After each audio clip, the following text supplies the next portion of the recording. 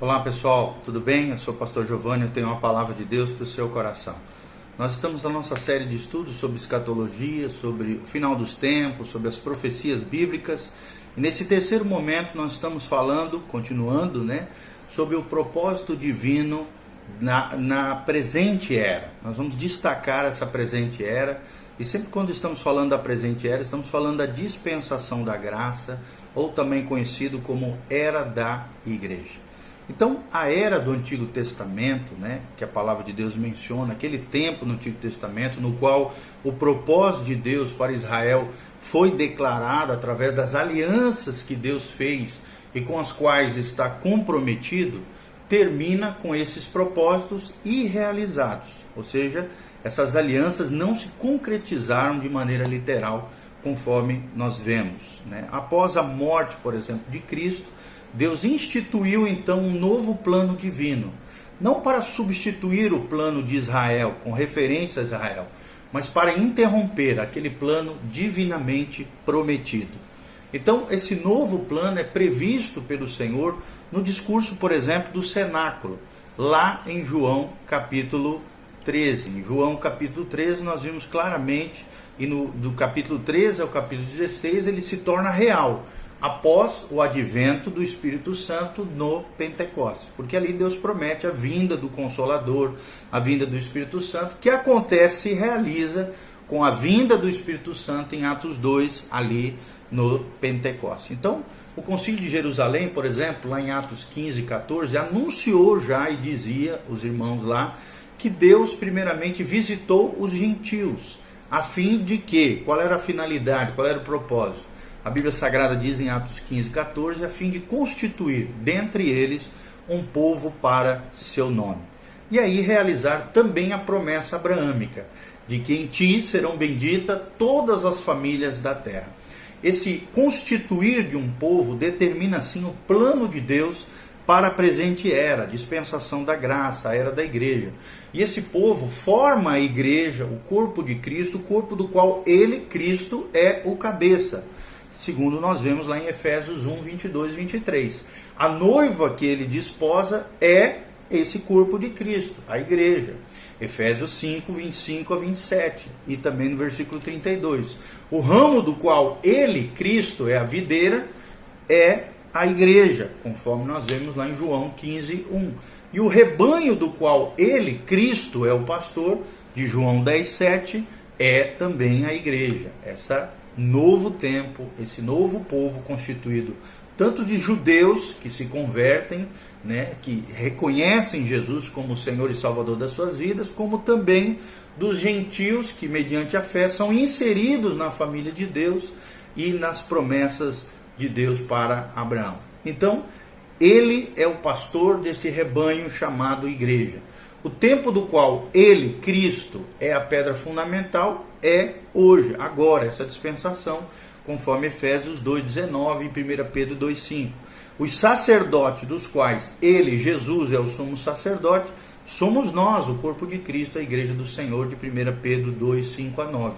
E a nova criação do qual ele, Cristo, é o cabeça, e as primícias daqueles que dormem, conforme Paulo nos relata lá em 1 Coríntios 15, 45. Então essa é a razão dessa constituição que foi afirmada lá em Efésios 2,7, quando Paulo diz, para mostrar nos séculos vindouros a suprema riqueza da sua graça em bondade para conosco em Cristo Jesus. Qual é essa riqueza da sua graça? É a conversão, um novo povo formado de judeus que se convertem a Cristo, mas também de gentios que estavam fora dessas alianças divinas e que através da graça de Deus, da bondade de Deus para conosco, através de Cristo Jesus, são inseridos então nesse povo de Deus, na família de Deus. Então esse propósito divino da constituição da igreja é muito demonstrado com relação ao entendimento da graça de Deus e da fluidez dessa graça através de todos os povos. Schaeffer, um grande teólogo norte-americano, ele disse o seguinte: havia em Deus algo que nenhum ser criado jamais vira. Eles viram a sua glória, a sua majestade, a sua sabedoria, seu poder, mas nenhum anjo ou homem jamais vira a sua graça. Outros atributos podem ser alvo de uma variedade de demonstrações, mas a manifestação da graça é restrita ao que Deus pode fazer por aqueles entre os homens que, apesar de merecerem seus julgamentos, são objetos dessa graça bendita do Senhor Jesus. Como todo outro atributo ou capacidade de Deus, deve ter exercício e exibição perfeitos para a sua própria satisfação.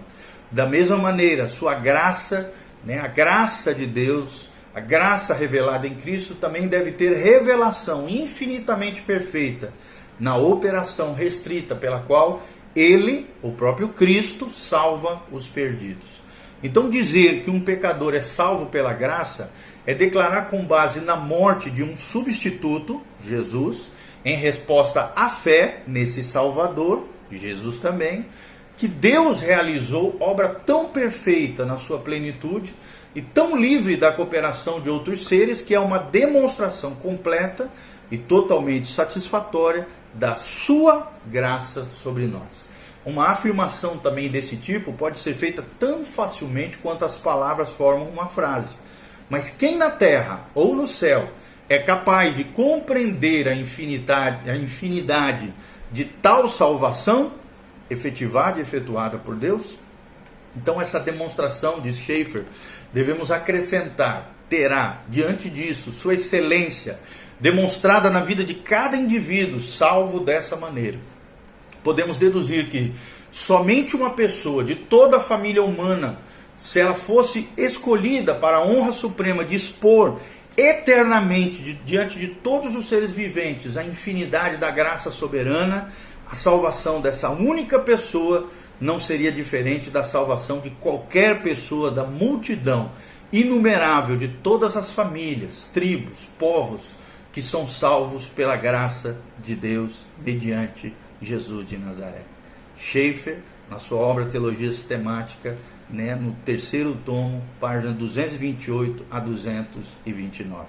Então, parece-nos, através desse relato de Schaeffer, que na presente era, nessa era da igreja, dispensação da graça, Deus está cumprindo o plano pela qual a sua infinita graça, lá de Efésios 1, será demonstrada perfeitamente por toda a eternidade. Os homens vão ver as riquezas insondáveis da sua infinita graça, da sua bondade para conosco, conforme nos relata Paulo. Só por isso teríamos que estar adorando, louvando a Deus por todo o tempo, em todo lugar, exaltando o seu santo nome, por essa graça bendita que nos salvou. Qual é o caráter da presente era, da dispensação da graça, da era da igreja? É a seguinte informação que nós queremos pensar. A presente era, que começa com a rejeição do Messias lá por Israel, aí se abre um parêntese profético, a era da igreja, a dispensação da graça, até a recepção vindoura do Messias, aí sim por Israel, na segunda vinda, no segundo advento de Cristo, é vista nesse parêntese profético como um grande mistério de Deus. Paulo deixa isso muito claro quando ele escreve o seguinte, lá em Colossenses 1, 24 a 27. Agora me regozijo nos meus sofrimentos por vós, diz Paulo, e preencho o que resta das aflições de Cristo na minha carne, a favor do seu corpo, que é a igreja, da qual me tornei ministro de acordo com a dispensação da parte de Deus que me foi confiada a vosso favor, para dar pleno cumprimento à palavra de Deus, o mistério que estivera oculto dos séculos e das gerações, agora todavia se manifestou aos seus santos, as quais Deus quis dar a conhecer, qual seja a riqueza da glória desse mistério entre os gentios, isto é, Cristo em vós, a esperança da glória. Olha que coisa linda esse final. Cristo em vós, a esperança da glória de Deus. Como é que vai se manifestar a glória, a graça, a esperança da glória de Deus? Somente com Cristo revelado através de nós. A igreja de Deus, o povo de Deus, é o que nos relata Paulo em Colossenses 1, 24 a 27. Então nessa passagem, Paulo chama de mistério, o termo aqui é mistério, o plano divino desenvolvido para a igreja, algo que não foi revelado anteriormente, ou seja, no Antigo Testamento, até a rejeição de Cristo por parte dos judeus. Por isso, ele era desconhecido, mas agora foi revelado por Deus através das Escrituras. Com esse ensinamento concordam outras passagens da Bíblia, como Romanos 16, 25 a 26, 1 Coríntios 2, 7 e Efésios 3, de 5 a 9, fala sobre esse mistério que outrora estava oculto, que foi revelado através da pessoa de Jesus e do advento do Espírito Santo, o início dessa nova igreja formada por judeus e também por gentios. Nós, gentios, que não somos judeus por ascendência, né? Então, embora o uso atual, né, dessa palavra mistério, né, relacione esse mistério, aquilo que é misterioso, desconhecido, as Escrituras também usam essa palavra para propósito ou plano divino de Deus, conhecido por Deus, é claro, desde a eternidade, e por ele foi criado, estabelecido, forjado, mas que não poderia ser e nem seria conhecido se não fosse revelado por Deus através das Escrituras, e desconhecido em outras eras, mas agora conhecido pela revelação especial de Deus, que é a palavra de Deus, as sagradas Escrituras. Então, esses mistérios são segredos sagrados que até então, né, conforme relata Paulo, eram desconhecidos pelos homens, pela humanidade, mas a partir de agora são conhecidos por meio da revelação de Deus, a Bíblia Sagrada. Então, nos 27 empregos da palavra mistério no Novo Testamento, com exceção em 1 Coríntios 2,7, em que se prefere, né, um texto alternativo, marginal em vez de mistério, podemos observar que a verdade apresentada como mistério é uma verdade singular relacionada à presente era, à dispensação da graça, à era da igreja. Então esses mistérios compreendem a revelação dada a respeito da presente era, que suplementa a revelação do Antigo Testamento. Comentando Paulo lá em Efésios 3,5, o teólogo Schaeffer, um teólogo americano, descreve o seguinte, preste atenção no que eu vou falar, no que dizia Schaeffer na sua obra Teologia Sistemática, página 75 a 6. Ele diz assim, nenhuma definição melhor de mistério do Novo Testamento será encontrada que aquela demonstrada nesse contexto. Mistério no Novo Testamento é uma verdade que até então, outrora, estava escondida, ou oculta em Deus, conforme nós vemos no versículo 9 de Efésios 3, mas que agora foi revelada a nós. Então a soma total dos mistérios representa todo esse corpo de verdades acrescentado no Novo Testamento, que até então estava oculto no Antigo Testamento. O mistério do Novo Testamento deve, porém, ser diferenciado do mistério das seitas da Babilônia, dos templos de Roma, cujos segredos foram selados e mantidos como um castigo de morte, pois o mistério do Novo Testamento, quando foi revelado a nós, foi declarado aos confins da terra de maneira desvelada, revelado pelas Escrituras, está restrito apenas às limitações do homem natural, que não enxerga as coisas de Deus, a não ser que ele nasça de novo e seja iluminado pelo Espírito Santo de Deus, conforme Paulo relata em 1 Coríntios 2,14. Então a existência dessa presente era, que interromperia o plano de Deus estabelecido com Israel, era um mistério. É o que Jesus fala, né? É o que nós vemos lá em Mateus 13:11. O fato de Israel ser cegado para que os gentios entrassem em um relacionamento com Deus era um mistério, que Paulo fala em Romanos 11:25. A formulação da igreja, formada por judeus e agora gentios, em um corpo só, em uma só igreja, em um só povo de Deus, era um mistério, conforme relata Efésios 3, de 3 a 9, Colossenses 1, 26, 27, Efésios 1, 9 e Romanos 16, 25. Todo esse plano de Deus que resulta em salvação foi chamado de mistério, conforme Paulo relata em 1 Coríntios 2, 7. A relação de Cristo com os homens na redenção foi chamado também de mistério, lá em Colossenses 2:2 e Colossenses 4:3. A própria encarnação do Cristo, o Logos de Deus, a palavra encarnada, também é chamado de mistério por Paulo em 1 Timóteo 3,16. Não quanto ao fato, mas quanto ao seu cumprimento, como nós lemos no primeiro vídeo que nós ministramos aqui, sobre a plenitude dos tempos. Jesus veio na plenitude dos tempos, debaixo da lei, de uma virgem, a Virgem Maria, na plenitude, no tempo exato, no tempo preciso de Deus.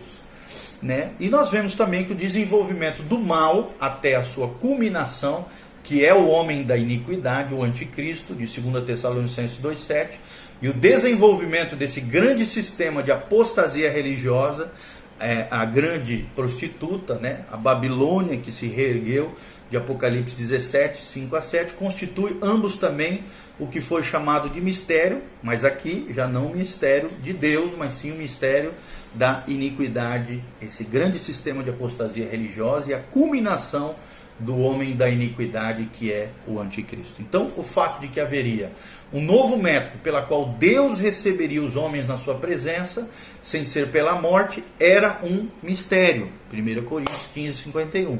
Esses então, né, a igreja, dispensação da graça, constitui uma grande parte do plano de Deus para a presente era, a era que nós vivemos agora, o qual não foi revelado em outras eras passadas, mas agora é conhecido pela revelação especial de Deus, Deus se revelando ao homem através da Bíblia Sagrada. A existência também dessa era de todo nova, que interrompe apenas temporariamente o plano de Deus para Israel, é um dos argumentos mais fortes da posição pré-milenarista, ou seja, aqueles que acreditam, né, em todo aquele perfil da volta de Cristo antes do milênio, acreditam na existência de um milênio literal e no arrebatamento da igreja e na volta de Cristo antes do milênio, são chamados de posição pré-milenarista, porque acreditam no milênio literal, no reino milenial de Cristo, real, literal, na terra. Alguém que rejeite, por exemplo, essa interpretação, deve provar que a própria igreja é a consumação do plano de Deus. Então pense um pouquinho sobre isso. Para fazer isso, deve também provar que não há novo plano revelado de Deus na presente era.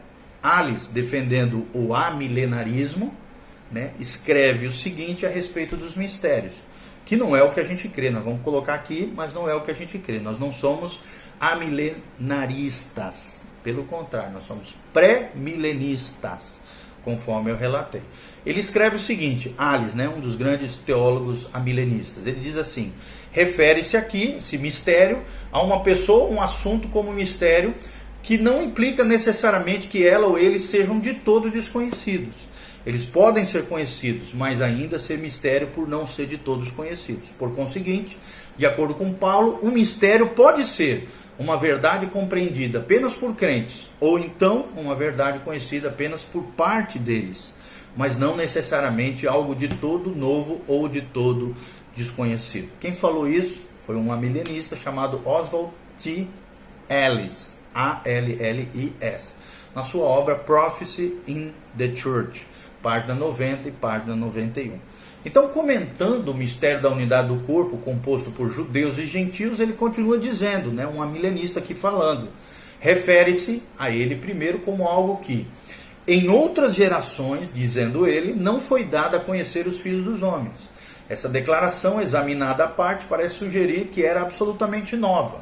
Então, devemos observar que ela logo é restringida por 3 afirmações suplementares e limitadoras. Primeiro, como agora foi revelado. Segundo, como aos seus santos apóstolos e profetas no Espírito. Terceiro, a saber que os gentios são co-herdeiros, membros do mesmo corpo e co-participantes da promessa em Cristo Jesus por meio do Evangelho. Seria bom, diz ele, Ellis, né, Oswald Ellis, examinarmos cuidadosamente essas 3 orações restritivas. Então, Alice aqui, esse amilenista, reconhece que o que se afirma aqui parece ser uma revelação completamente nova da verdade. Ele rejeita o indício indisfarçado de que essa verdade é absolutamente nova ao considerar limitadora ou restritiva a oração iniciada pela palavra como, né, em Efésios 3:5. E em resposta a isso, Walvoord, que já é um outro teólogo, pré-tribulacionista, pré-milenista, escreve o seguinte, né, combatendo esse pensamento de Alice. Ele diz assim, qual é o significado da afirmação como agora foi revelado, lá de Efésios? Qualquer estudioso do grego do Novo Testamento achará incrível que um especialista desprezasse essa maneira as outras possibilidades de construção gramatical. Alice, né, Oswald Alice, aquele milenista que nós referendamos aqui, supõe que a única interpretação possível é uma oração restritiva. A palavra grega, ros aqui traduzida como, é passível de várias interpretações. E é usada principalmente como advérbio relativo de modo e como conjunção no Novo Testamento. H. Robertson, né, num dos muitos debates a respeito dessa palavra, que é ros ou como, né, classifica seus vários usos como exclamatória, declarativa, temporal, e usada com superlativos, comparativos e correlativos. Ele diz ainda que basicamente a maioria das afirmações desse tipo são adjetivas, conquanto usadas numa oração adverbial nessa passagem, sua forma gramatical é explicativa. Significativamente, Robertson diz a esse respeito: a oração explicativa pode, na verdade, ter o efeito resultante de causar, condicional, final ou consecutiva, mas por si própria não expressa nenhuma dessas coisas. Ela é como o particípio nesse caso, não se deve entender mais do que está ali. Alice, então, esse teólogo milenista que nós estamos falando, presumiu que uma afirmação que normalmente dá ideia explicativa, meramente é uma informação adicional, ou seja, restritiva, qualificando então de modo absoluto a afirmação precedente. Para apoiar a sua classificação arbitrária dessa oração, ele não apresenta um argumento gramatical sequer, um bom argumento, jamais, e deixa a impressão de que sua interpretação é a única possível. O que não é um fato é o que não é. É o que relata John F. Walvoord, W-A-L-V-O-O-R-D, na sua obra Millennial Series, na Biblioteca Sacra, terceiro tomo, né, 4 e 5, janeiro de 1954. Então Paulo está explicando e não restringindo aqui o mistério aqui apresentado. Ele deve permanecer o conceito de que toda essa era com seu plano não foi revelado no Antigo Testamento, mas constitui um novo plano e uma nova linha da revelação de Deus aos homens. E ilustramos assim como toda a era existia na mente de Deus, sem ter sido revelado aos homens, aos profetas, né, aqueles que faziam parte do Antigo Testamento. Né? Há vários lugares nas Escrituras em que a passagem sobre a presente dispensação, a era da igreja, está evidente, e em que, na nossa leitura, temos como nosso Senhor de fechar o livro. Se não fizermos isso e nos recusarmos a notar essas chamadas lacunas, jamais poderemos entender as Escrituras que lemos.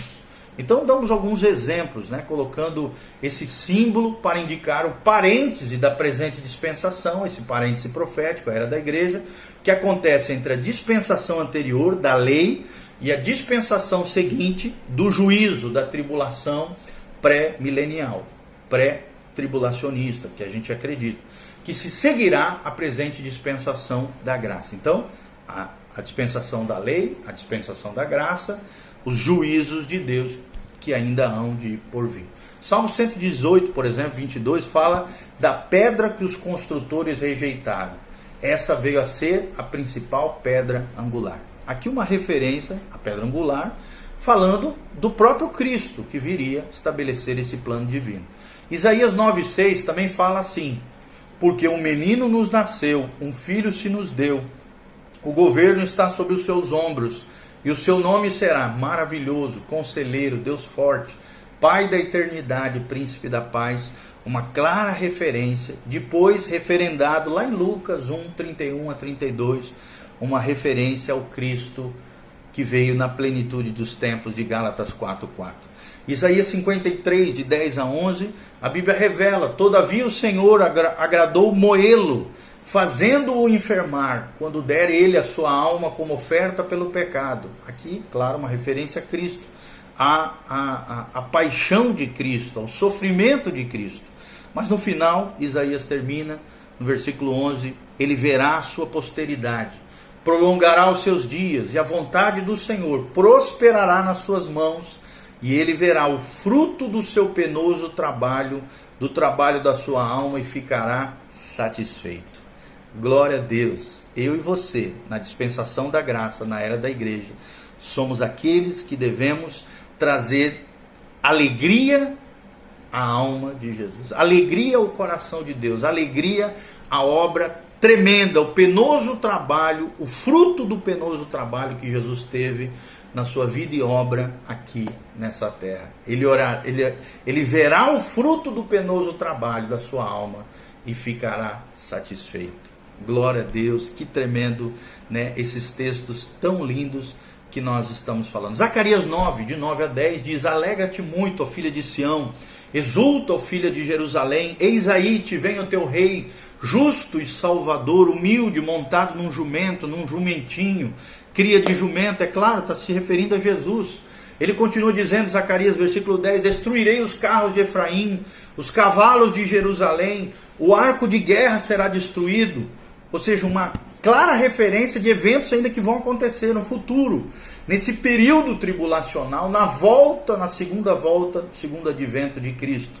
Ele anunciará paz às nações, o seu domínio se estenderá de mar a mar, desde o Eufrates até as extremidades da terra. O reino milenial aqui, uma referência ao milênio literal de Jesus. Já Lucas 1, 31, 32 diz, eis que conceberá e darás à luz um filho.